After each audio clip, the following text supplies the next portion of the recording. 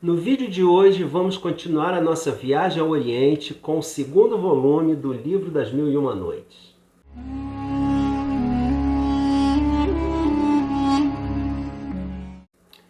Olá pessoal, eu sou o Carlos, sejam todos muito bem-vindos ao canal literário Livros e E-Books. Todos os anos eu tenho como proposta ler uma obra fundadora, que é como eu chamo aqueles livros mais antigos, que deram início a uma tradição, que foram influentes na formação de uma língua ou de um país, como as obras de Homero, a Divina Comédia, os Lusíadas, os Contos de Canterbury e por aí vai. E a minha leitura desse ano neste projeto está sendo o Livro das Mil e Uma Noites. No vídeo sobre o primeiro volume, eu contei um pouco da história dessa obra tão mencionada, mas efetivamente pouco lida, e darei continuidade aqui. Então, se você ainda não assistiu o vídeo sobre o volume 1, ou se estiver conhecendo o canal agora, recomendo que assista antes desse, O link está aparecendo aí no card e também na caixa de descrição. Ou, se quiser pular essa parte, siga até o minuto que aparece aqui embaixo, onde eu começo a falar especificamente dos contos desse volume. Aliás, se esse for o seu primeiro vídeo aqui no Livros e E-Books, eu te convido a conhecer o material já publicado e, se ele te interessar, faça sua inscrição e ative o sininho das notificações para saber em primeira mão quando tiver vídeo novo por aqui. O final do século XVII foi um período de grande sucesso de narrativas fabulosas, especialmente na França, como os contos de fada do Charles Perrault, que aliás também tem vídeo aqui sobre isso. Então, em 1701, o orientalista e pesquisador Antoine Galland publicou um livro contando as viagens do marinheiro Simbad, com a qual ele tivera contato em suas próprias viagens. O livro fez um grande sucesso e ele decidiu traduzir um outro manuscrito que ele havia trazido da Síria, contendo histórias populares, e em 1704 começou a publicar As Mil e Uma Noites em vários volumes, um trabalho que seguiu até 1717 com grande sucesso. A questão é que o tal manuscrito não era tão grande assim e estava incompleto, terminando na noite 282. Então, o Galland, para continuar a publicação, incorporou os contos de Simbad, que ele já havia publicado anteriormente, As Mil e Uma Noites, além de outras histórias que não faziam parte do manuscrito e que foram contadas a ele por um criado sírio. E, curiosamente, algumas dessas histórias enxertadas pelo Galland nas Mil e Uma Noites, como Ali Babá e os 40 Ladrões, Aladim, a Lâmpada Maravilhosa e os próprios contos do Simbad, acabaram se tornando as mais conhecidas, a tal ponto que hoje pouca gente sabe que elas não pertencem à obra original. Inclusive eu mesmo não sabia disso. Mas não foi só essa alteração que o Galland fez. Ele também modificou o estilo e as falas dos personagens para adaptar a narrativa ao estilo francês e mexeu também no conteúdo, especialmente em alguns trechos por ele considerados obscenos e que poderiam causar problemas. Com o passar do tempo, foram sendo descobertos outros manuscritos e essa versão do Galland acabou sendo desconsiderada pelos estudiosos, mas fez tanto sucesso que ainda hoje é a base para quase todas as edições de As Mil e Uma Noites mundo afora. E ainda é a versão mais conhecida, principalmente pelo grande público, por ser uma versão mais compacta e de leitura mais simples. As edições lançadas por aqui, como esse box da HarperCollins em 2 volumes, ou essa edição linda da Ediouro, também em 2 volumes, são traduções da versão do Galland, feitas pelo Malbataan. É claro que também existem inúmeras outras edições, com contos selecionados ou adaptados. Essa edição da Globo, publicada inicialmente em 2005, que já conta com 5 volumes, é a mais completa e a única traduzida diretamente do árabe pelo professor Mamed Mustafa Jarouche, que fez um trabalho impecável, não só na tradução, que inclusive ganhou o Jabuti, como na compilação e apresentação das histórias, porque ele confrontou as versões de todos os manuscritos existentes, né, recuperando assim os textos originais, sem censura, e acrescentando inúmeras e valiosas notas de rodapé,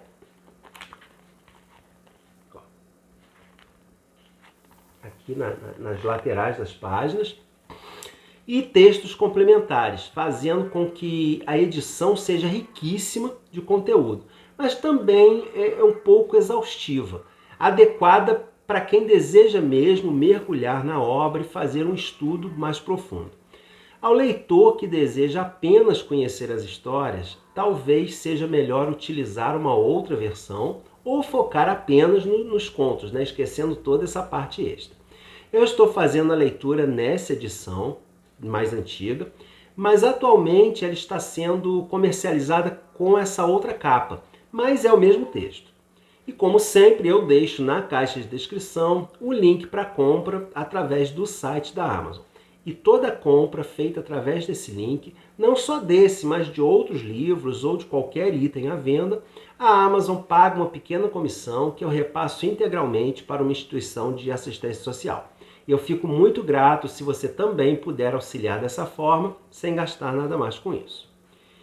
Então, não existe uma versão definitiva das Mil e Uma Noites, né? Os manuscritos mais antigos são do século XV e hoje formam o chamado ramo sírio, que nessa edição da Globo está dividido nos 2 primeiros volumes.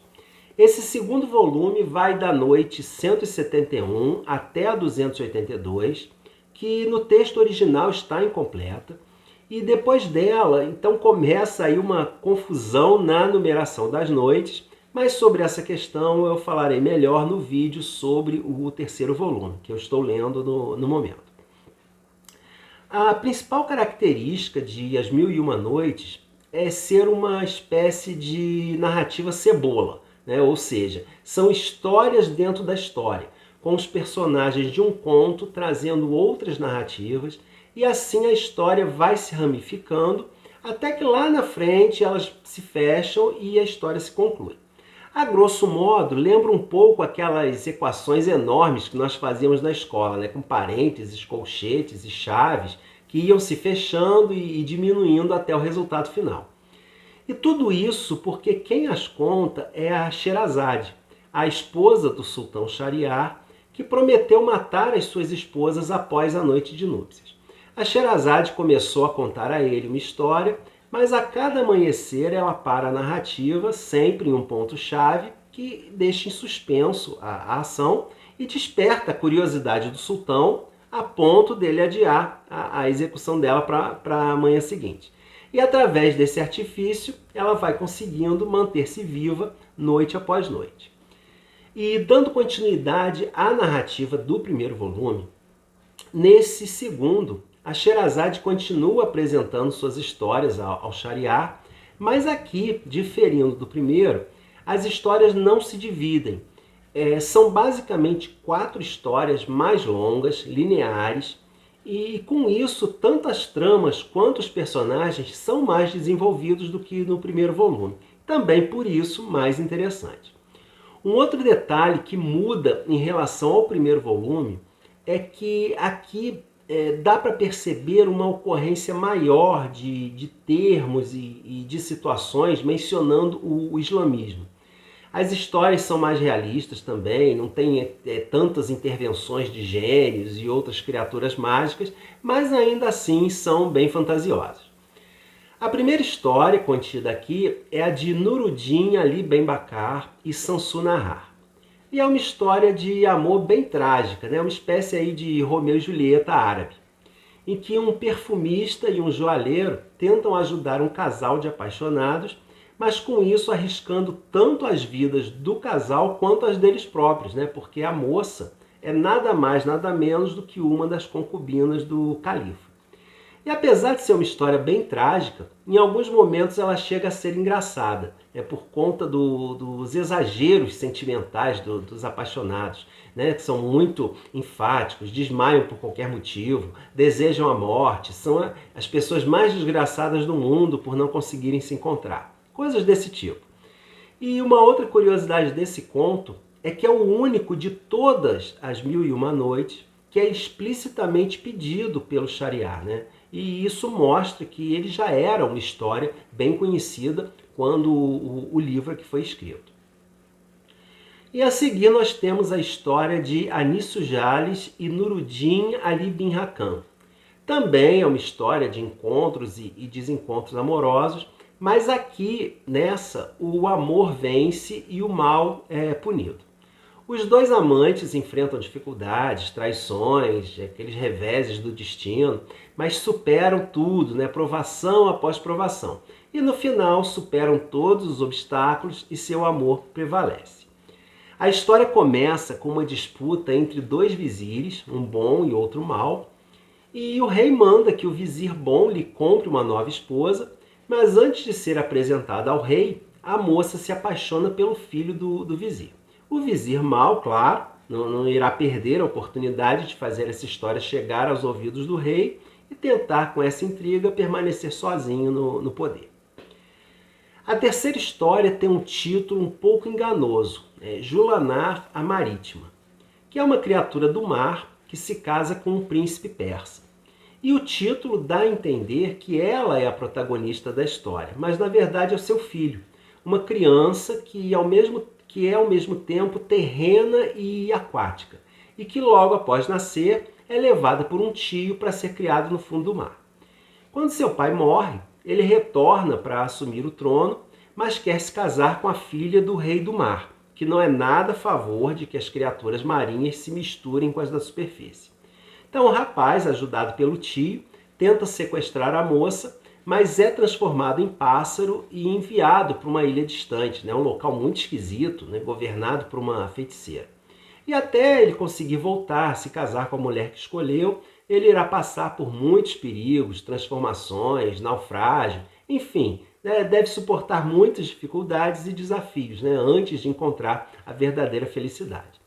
Pelo menos nesse volume, é a história que mais tem magia e fantasia e é bem mirabolante. Eu vi em algum lugar, não me lembro agora onde, alguém se referindo a esse personagem como um Aquaman do Oriente. E eu vou mais além. Seria uma mistura aí do Aquaman com a Pequena Sereia e a Odisseia do Homero. Mas no fundo é uma história bem legal. E muitas das edições de As Mil e Uma Noites terminam por aqui. Porque a próxima história, Camaruzzaman e seus filhos, que começa na noite 272, mas é interrompida na noite 282, só 10 noites depois, porque é quando se encerra o ramo sírio.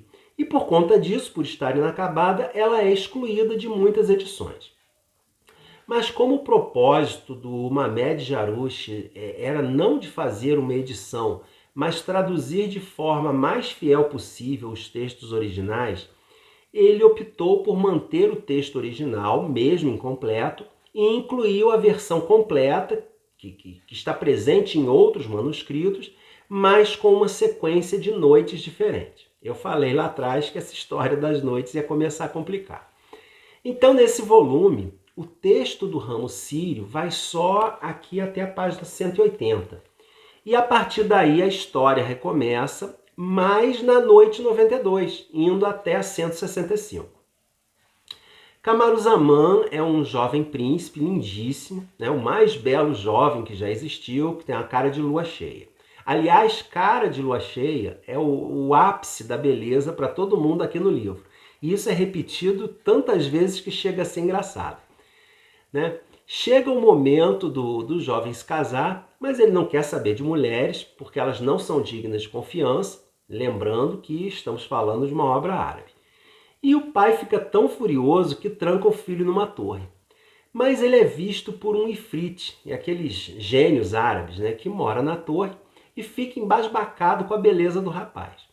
Do outro lado do mundo, na China, a mesma coisa acontece com a princesa Budur, que também tem cara de lua cheia, de tão bonita que é, e está presa no quarto porque não quer se casar. E ela também é vista por uma ifrita, que é um gênio fêmea. Acontece que os dois gênios se encontram e cada um diz que viu a pessoa mais bela do mundo. Para tirar a dúvida, a ifrita traz a Budur para a torre colocam os dois jovens lado a lado, mas mesmo assim não conseguem decidir qual dos dois é mais bonito, e chamam um terceiro Ifrit para decidir. Esse terceiro diz que eles acordem os dois e aquele que conseguir seduzir o outro, terá mais encantos. Os jovens são acordados e, claro, se apaixonam, trocando os seus anéis. Mas os ifrites desfazem o encanto e, quando eles acordam sozinhos, acham que tudo foi um sonho, mas estão com os anéis para provar. Só que o Camaruzamã acha que foi um truque do seu pai e diz que só se casará com a dona daquele anel, enquanto a Budur adoece de amor. E depois de muitas reviravoltas, encontros e desencontros, a história tem um final feliz e os dois acabam se casando. Uma curiosidade nessa história é que o encontro dos dois é bem inocente, mas existe também uma versão safadinha da história, quando os dois descobrem as diferenças corporais de cada um. E essa versão também foi incluída aqui no livro, mas como o anexo. E a história desses jovens continua com os filhos do Camaruzamã, o Ascad e o Anjad, que cresceram juntos e tão unidos que um não suportava a ausência do outro, até que já adultos tiveram que encarar uma situação bem difícil quando a mãe de um se apaixona e tenta seduzir o outro. E essa é a única história desse segundo volume que tem uma outra narrativa dentro dela, que é o conto de Nima e Num. Também uma história de dois jovens que cresceram juntos, se apaixonaram, mas que eram, na verdade, senhor e escravo. E é mais uma história de encontros e desencontros amorosos, um pouco forçada e bem parecida com outra história que já tinha aparecido lá no primeiro volume. Então, para concluir, a leitura desse segundo volume foi bem interessante. Está sendo muito legal ter essa visão diferente do mundo, causa estranheza em certos momentos, choca em outros, Tem situações aqui que a gente tem que lembrar que é uma obra árabe de séculos atrás, com temas e estilos narrativos diferentes do que estamos acostumados. Enfim, está sendo um aprendizado cultural bastante enriquecedor. E eu darei continuidade a essa leitura. No momento eu estou lendo o volume 3, mas sem pressa, num ritmo bem tranquilo. Então, no momento oportuno, ainda aparecerão por aqui outros vídeos sobre os demais volumes da obra. Eu espero que o vídeo não tenha ficado confuso, porque eu tenha conseguido ao menos passar uma ideia do que esperar com a leitura do livro das Mil e Uma Noites. E eu venho notando que, apesar da chegada de novos inscritos, o número de curtidas e comentários no canal vem caindo, e isso é bem ruim, porque o algoritmo do YouTube entende que o conteúdo não é relevante e não divulga o canal. Então eu peço encarecidamente a todos que não deixem de dar sua curtida e comentar aí embaixo, certo? Muito obrigado por assistir esse vídeo, um grande abraço e a gente se encontra na próxima semana.